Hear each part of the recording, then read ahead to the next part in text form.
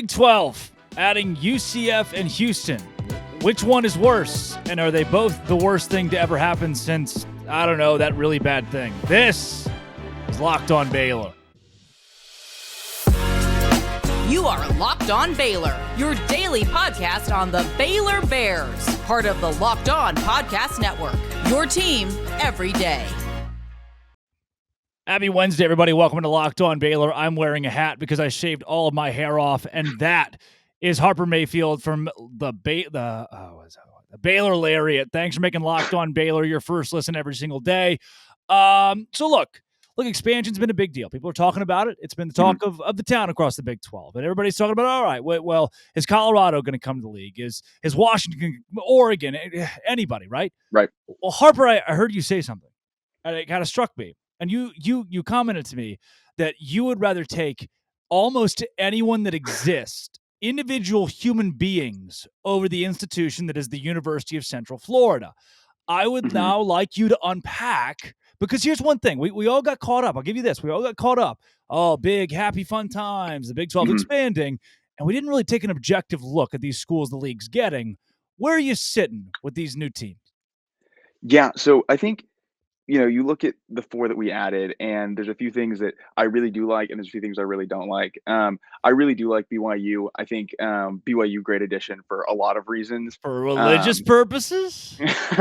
They definitely do add a different cultural market that the Big 12 was definitely not tapping into before.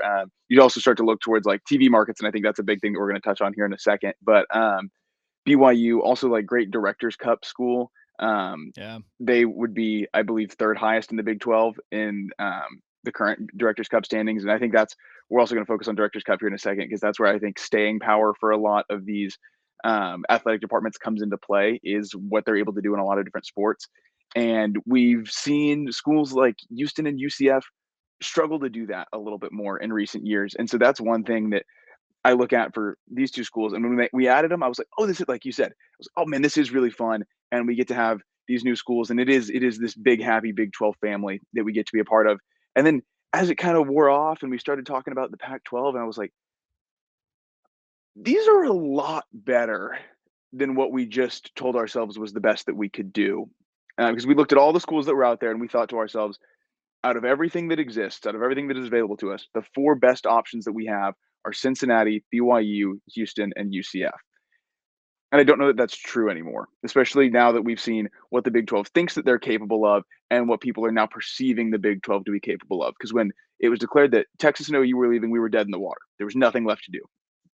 Absolutely nowhere left for the Big 12 to go. That was it. Curtains, it was the Power Four, and the Big 12 was going to drop off into the, G5, I guess G6 at that point. Right down to the Titanic. The Big 12 is going to be in a submarine at the Titanic.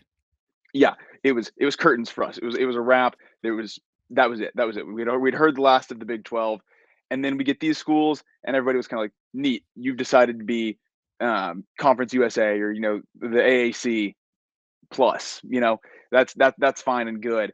And so then what I thought when we decided to expand, in my head, I thought, okay, we're looked at as so inferior by a lot of these other conferences. People are like, oh, the Big 12 sucks for X, Y, and Z. And the only time that doesn't happen is basketball season, when everybody goes, oh, they might be okay. But even then you hear that the Big 10 is better because Illinois gets a 7 seed in the NCAA tournament, and people love to talk about the basketball program that Illinois is.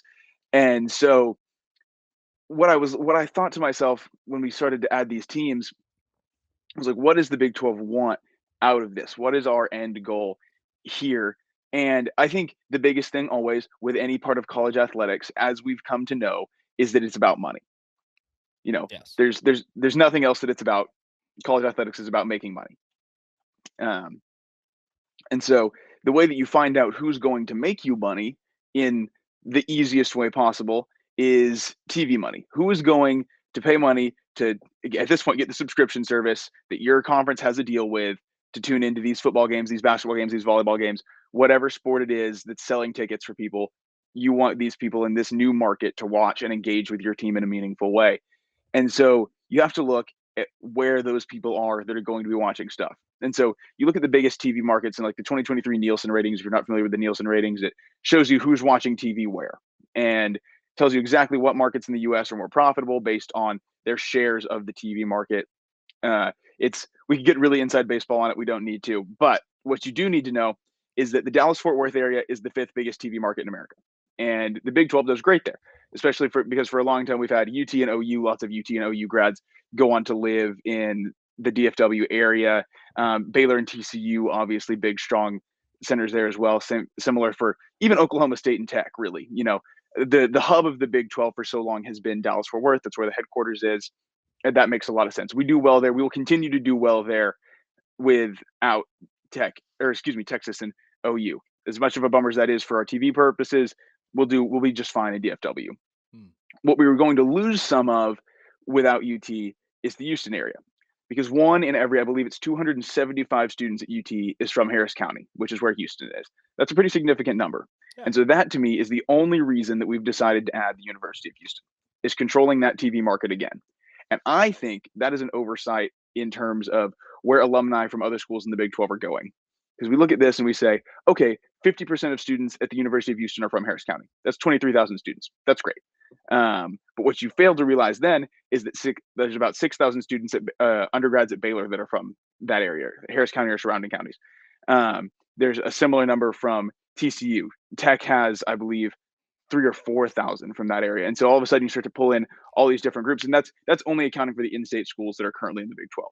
You look at Oklahoma State, and you start to look, further elsewhere. Smaller numbers, yes, but numbers nonetheless. And so that market was not one that was going to go away for the Big 12. And while yes, you get to centralize it a little bit more, I've never, like, the people that I know from the Houston area, when you talk to them about college sports, Drake, you've been around the Baylor world for a long time, around the Big 12 world for a long time. Have you ever met anybody that was at a Big 12 game and they were like, oh yeah, man, here I am at Baylor, but I really grew up a U of H fan, so this is a little weird for me.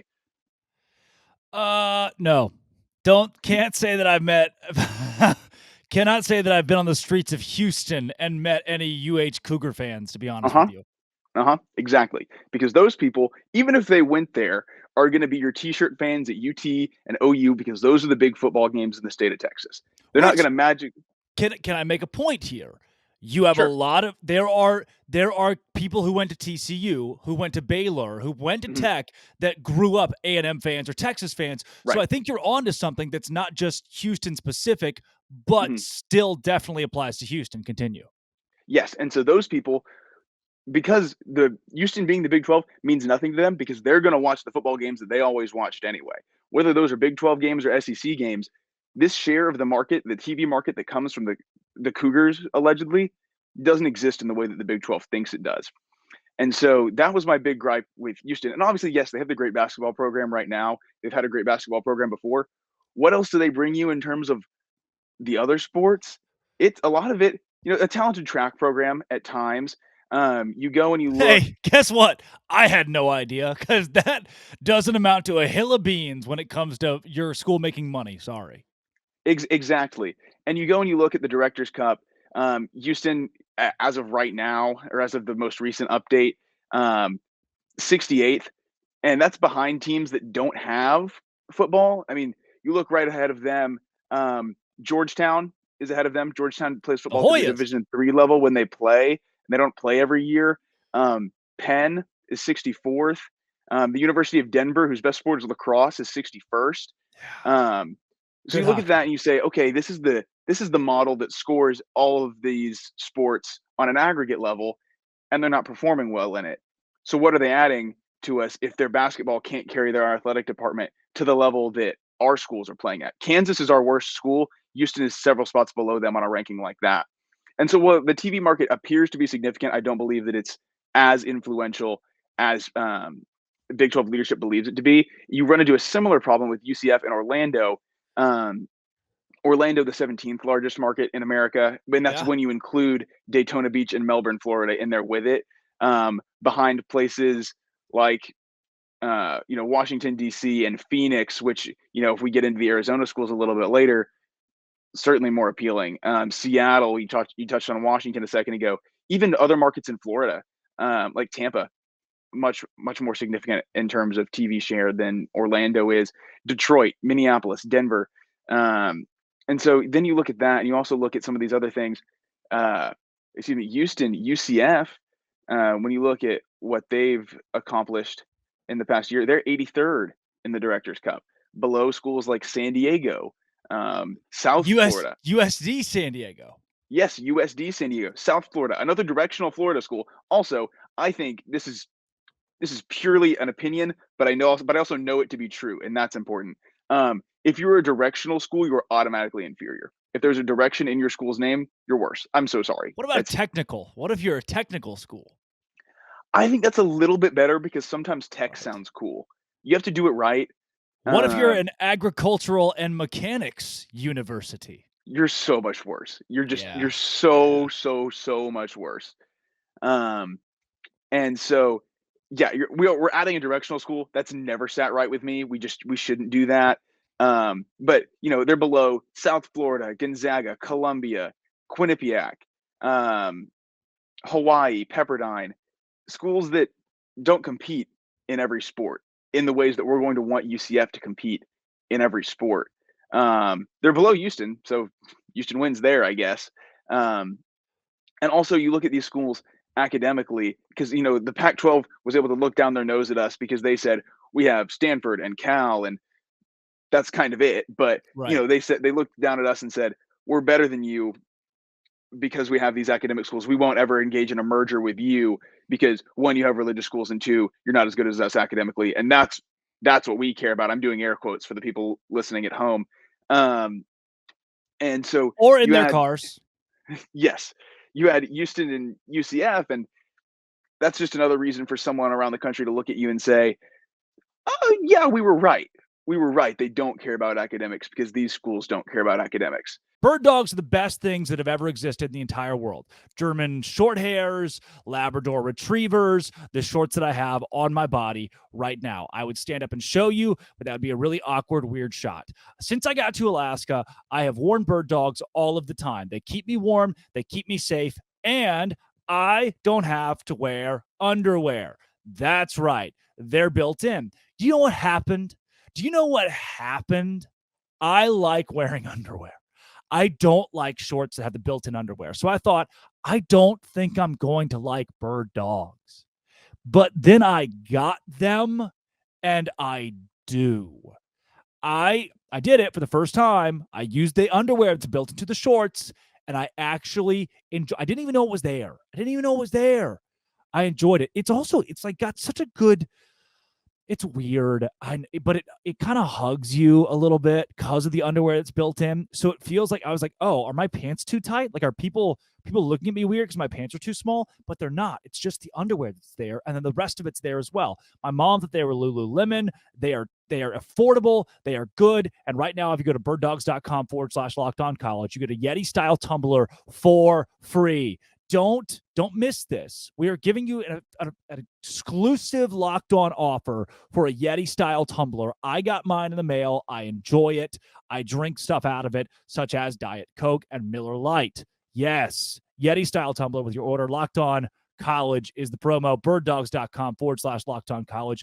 When I was planning out my ideal Big 12, I also think that these schools have relatively limited opportunities for growth in the next couple of years. I know UCF big in the online space for education, and there's something to be said for that. That's great for the people that do that, but it doesn't do a lot for the Big 12. Arizona State the same way, technically the largest university in the country because they have 100,000 students online. Those students aren't buying football tickets. That's not helping us in this situation. But I do think academics come into play a little bit because conferences love to post about, hey, we've got the highest GPA in the conference, or we've got the highest GPA in Power 5 this year. That's the only reason that Vanderbilt gets to stick around the SEC. That and baseball, and even then, baseball doesn't make that much money. Like the College World Series is tons of fun. For a lot of schools, if you don't make a splash there, baseball is not a profit sport for you. And so, a handful of schools that I thought about, obviously Houston and UCF remain on the radar for the reasons that they ended up being chosen.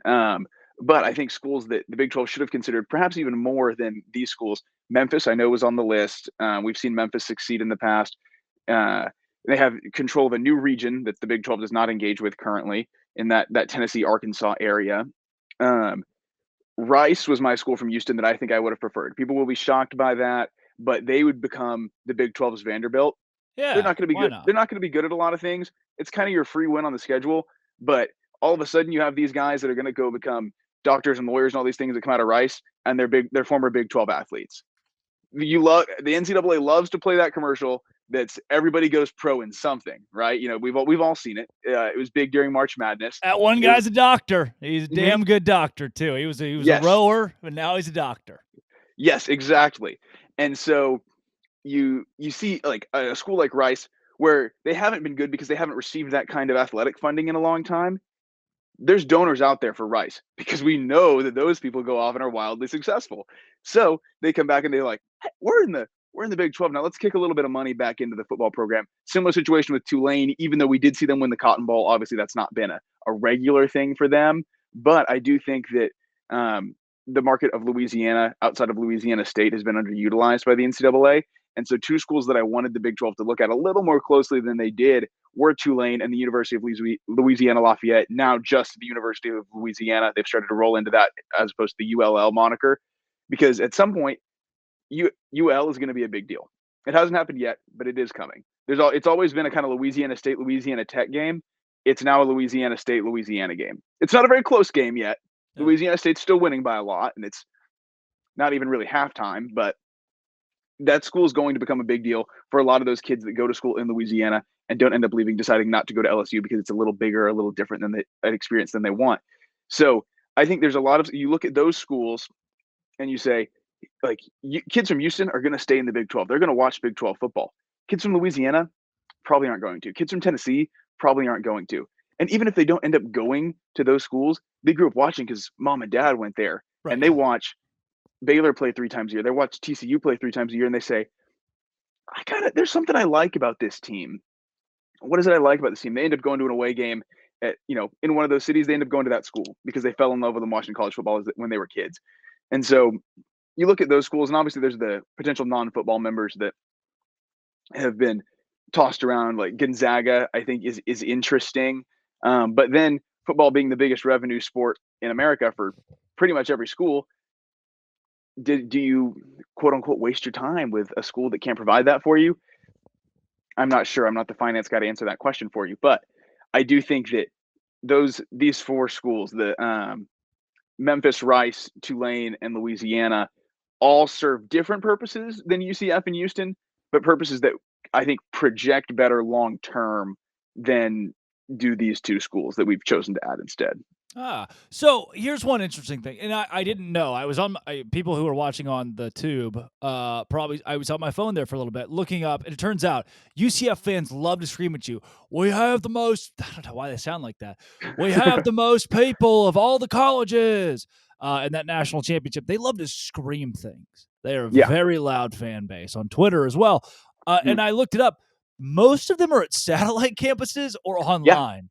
Like, they don't actually go to school at UCF. They're not the ones that are going to watch John Rice Plumlee play football and baseball, which I think is very cool. Shout out John Rice. Yeah, super cool. Then in the Houston area, you don't run into anybody. Like, nobody's walking down the street like, hey, go Cougs. It's not the thing. Probably hear go Cougs more in China Spring, Texas than you do in Houston, Texas, because it's not a fan base that's centered around. So I'll give UCF credit. They are more centered around sports than Houston. And again, I do think they both bring value in some places, but I took a very gung-ho, like, oh yeah, new schools, Big 12, yeah, before actually considering which of these teams maybe don't belong. And I think Houston's up there. Houston's the weird Texas team that you let in. They've always been complaining about how you haven't given them a seat at the table for so many years. They've been little brother to everybody else. TCU got lifted out of that 10 years ago from the Mountain West to the Power 5 where they've succeeded. And I just don't see Houston being on that trajectory. And the main reason why, I'll say this. If TCU was Fort Worth University, I think they would have sucked.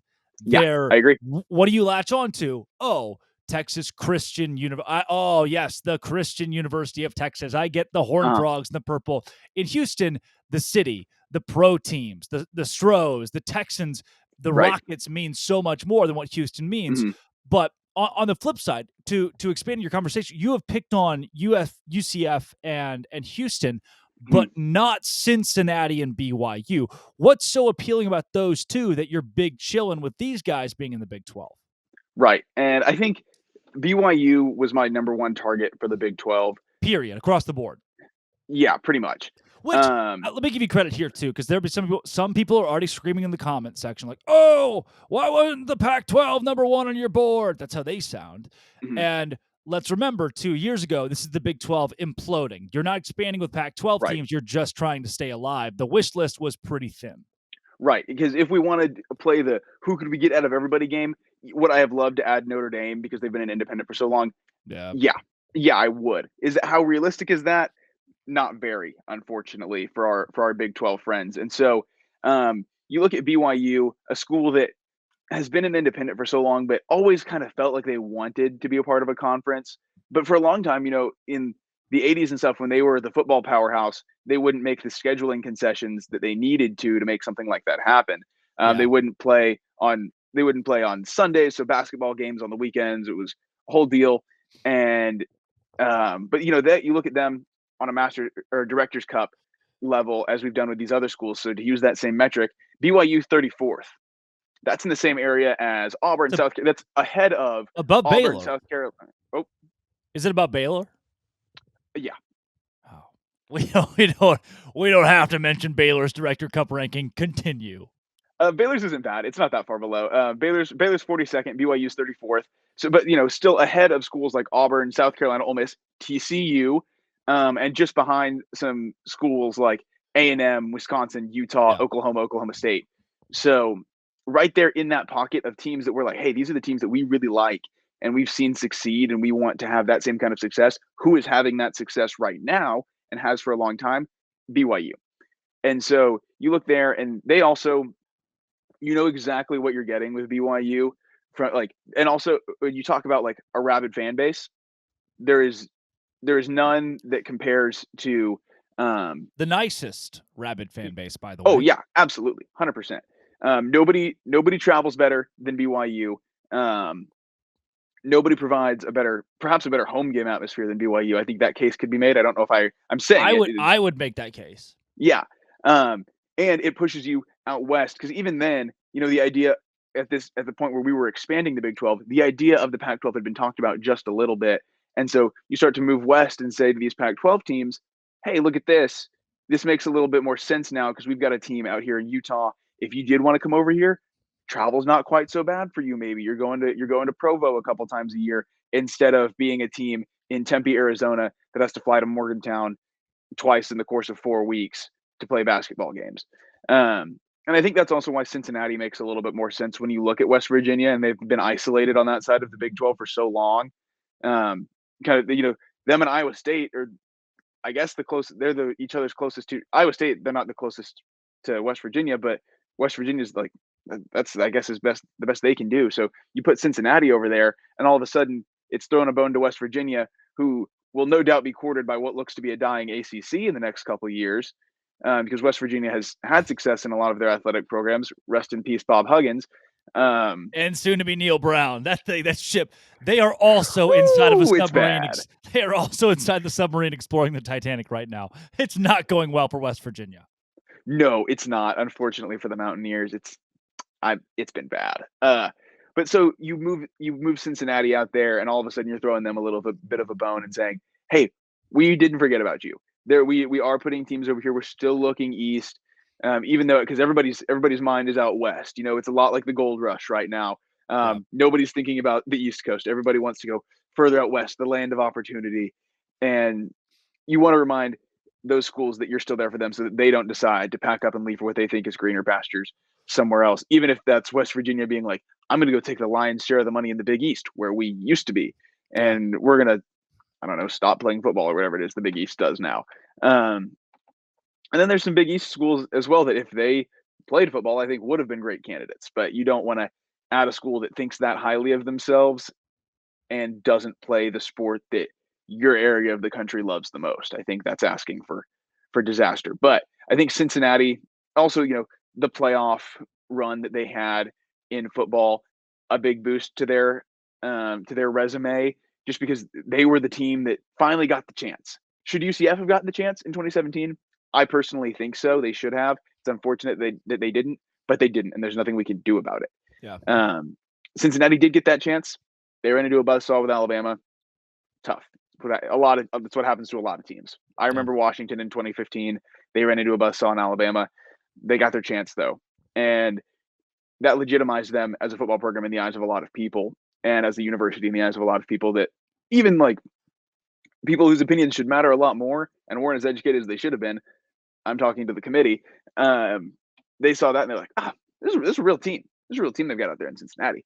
And so I think for those reasons, those two schools have just even a slight leg up that makes me a little more okay. And they also felt a little more inevitable to me as additions than did Houston and UCF.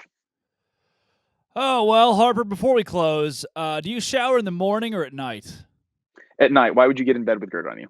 I think it's the grossest thing you could possibly do is showering at night, because that bed's just going to get dirty. You're going to have oil on your skin, all over your skin. You're going to feel your skin, and you're going to wake up, and you're going to be miserable starting the next day. You always start with a shower. Here's the thing. If you clean yourself before you get in bed, you're clean when you get in bed, right? Are you following? Yeah, I guess. Right. And so then if you put on like, I don't know, let's say lotion or something like a normal person, you're not dirty and you have less buildup on your skin. The people at home listening will agree with me. So what we've learned is everybody should shower at night and put on lotion so you're not dirty. Yeah. All right. Well, that works for me. I'm Drake Toll from Sports Illustrated's Inside the Bears, I think, sometimes. That is Harper Mayfield from the Baylor area. Go follow him. His Twitter is going to be down below. It's right. It's Harper Mayfield. That's it. He was the first one there, man. Harper Mayfield. Yep. That's all it is. Harper, thanks for joining the show and stuff. Man, thanks for having me. It was fun. Oh, yeah. Always a pleasure every time we do this. Can't wait to do it again. It's been great every time. This has been, it always will be. Come back on Friday. We'll talk more about Baylor sports, obviously, on Locked On. Thanks for making it your first listen every single day. Baylor.